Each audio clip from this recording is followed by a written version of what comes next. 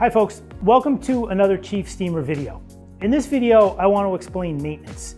I know people periodically ask about maintaining the machine, what they need to do. I do explain it in the manuals, but I want to show you how important it is to just there's not a lot of care involved, but the care that you take is going to not only keep the machine working well, it's going to prevent the steam from acting funny, and it's going to keep the machine in good working order, and we won't replace as many parts.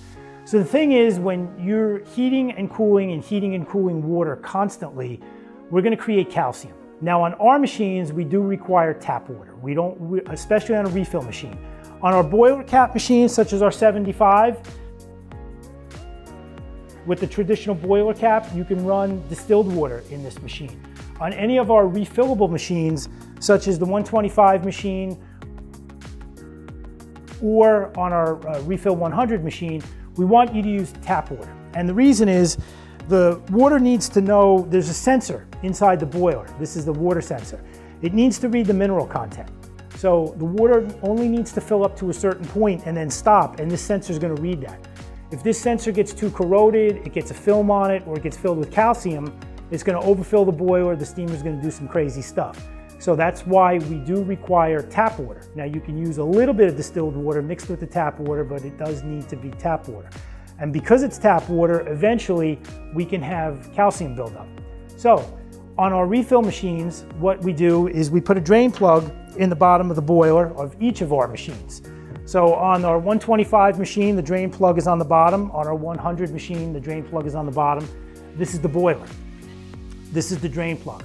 In the next video, we're going to go step by step on how to take care of this and why it's important. But we want you to know that it is important to drain periodically. And of course, when the machine is cold, if we tried to drain this when the machine is hot, we'd be letting hot water and scalding steam escape.